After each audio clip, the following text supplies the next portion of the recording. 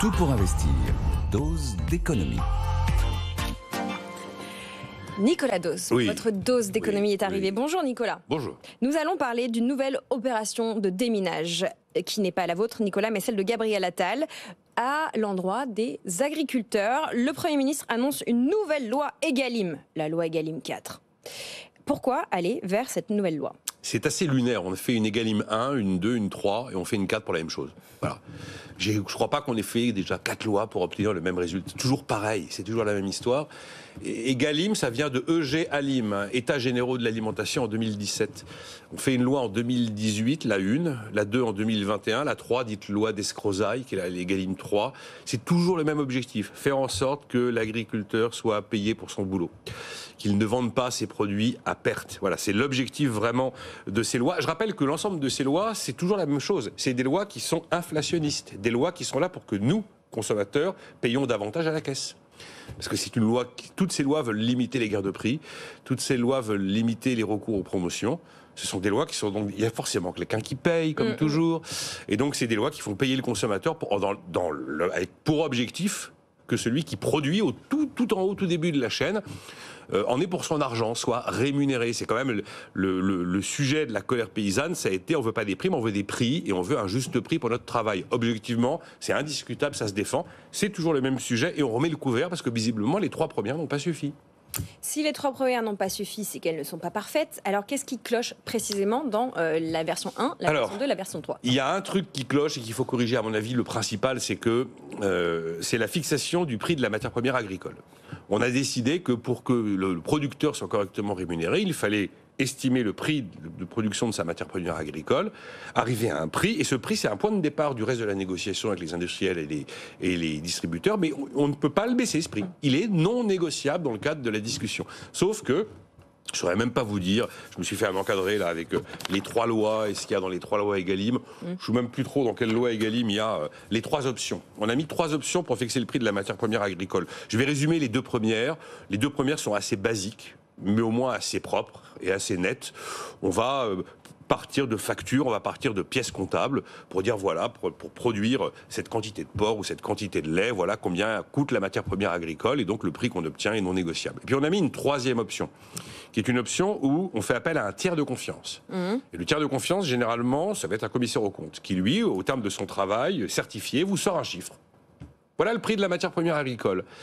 Et dans 70% des cas de négociation commerciale, c'est l'option 3 qui est utilisée. Et cette option 3 est quand même considérée comme manquer un peu de transparence. Il ne s'agit pas de mettre en cause la probité des commissaires aux comptes. Donc si on fait une loi Egalim 4, on peut imaginer qu'elle supprime l'option 3 pour fixer le prix de la matière première agricole.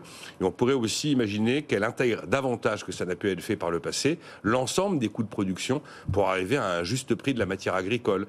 Parce que c'est la matière première, j'ai envie de dire, mais c'est le coût d'exploitation, c'est le coût de l'énergie, enfin des quantités de choses.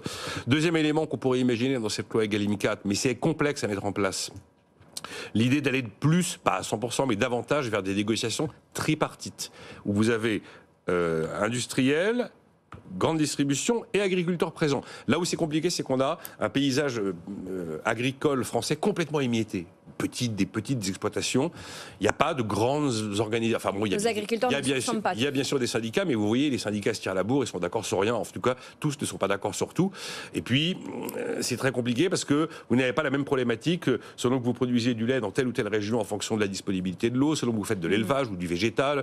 Enfin voilà. Donc c'est assez compliqué, mais ça pourrait être un axe de progression. Et puis, normalement, Egalim 3 d'Escrozaille, la loi de 2023, avait dans ses objets nombreux, mais l'idée qu'il fallait sortir d'un système où le distributeur se remettait à une centrale d'achat européenne, finalement signé au niveau européen des accords de négociation commerciale à vocation française, et en étant au niveau européen, ça lui permettait de s'affranchir des lois territoriales franco-françaises.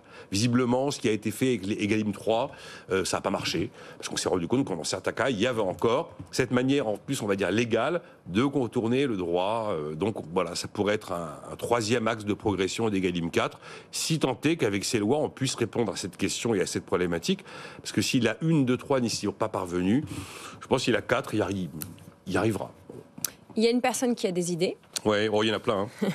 Le PDG de Lidl, en tout cas, on a exprimé une hier sur BFM TV. Michel Berriot. Non, c'est Biérot, je me suis trompé. C'est Biérot, oui. A une proposition qui a relevé votre attention. Alors, oui, c'est frappé du coin du bon sens. Il dit, écoutez, ce problème-là, on n'arrive pas. L'intelligence collective mise autour de la table, tout le monde est d'accord pour tout. Hein. Il faut que tout le monde soit correctement payé. La vente à perte, c'est hors de question. Mais en fait, on ne trouve pas la solution. Les lois n'y parviennent pas et l'intelligence collective réunie autour de la table n'y parvient pas. Alors il dit, on n'a qu'à imaginer qu'on impose un prix minimum d'achat aux producteurs. On dit par exemple, le producteur de lait, son litre de lait, personne ne pourra le lui payer moins de 46 centimes le litre. Alors qu'aujourd'hui, ça peut être beaucoup moins, quelquefois 40. Donc voilà, il y aura un prix minimum d'achat pour le litre de lait, c'est 46 centimes le litre ou 47. Et à côté de ça, on impose à la distribution un prix minimum de vente. Aucun distributeur, qu'il s'appelle Leclerc, Auchan, Lidl, machin, ne pourra vendre le litre de lait en dessous de 1 euro. Alors, ça s'appelle du contrôle des prix. Généralement, le contrôle des prix, on le pratique en mettant justement des prix maximum, type encadrement des loyers, c'est du contrôle des prix. Et l'objectif, souvent, c'est de rendre du pouvoir d'achat. Bon, là, l'objectif, c'est qu'on ne peut pas courir de lièvre en même temps. Donc si on fait ça, eh bien, on sait que là, on prend du pouvoir d'achat. Parce qu'encore une fois, à la question qui va payer, si vous faites le prix minimum d'achat à l'agriculteur et le prix minimum de vente dans la grande distribution, eh ben, vous tuez la concurrence, et donc celui qui paiera, ça sera le consommateur. Il faut choisir. Mais on ne peut pas avoir du pouvoir d'achat et des prix bas. Non, on ne peut pas, pardon. On ne peut pas avoir des agriculteurs correctement payés et des prix toujours plus bas. Voilà. Et ça, c'est une idée qu'il a mise en avant, Michel Biérot, après l'histoire, vous savez, du flyer de je ne sais plus quelle grande surface qui disait votre kilo de porc à 1,93. Si quelqu'un pense que ça peut être un prix normal qui fait que l'agriculteur et le producteur est bien rémunéré, c'est qu'il n'a pas compris que c'était pas possible. Voilà. Mais par contre, les clients sont là pour le payer à 93. Bon, écoutez, voilà. À la fin, toujours le consommateur. Non, il faut toujours se demander qui paye. Dans tout ce qu'on fait, qui paye. Là, le décret à 10 milliards publié au journal officiel, vous regardez qui paye, c'est là, vous avez la liste des payeurs. Merci Nicolas Dauz pour cette séquence de décryptage économique. On vous retrouve demain à la même heure. Cette séquence est à retrouver également sur YouTube. Si vous voulez réagir en séquence dans la partie commentaires, n'hésitez pas pour alimenter la réflexion.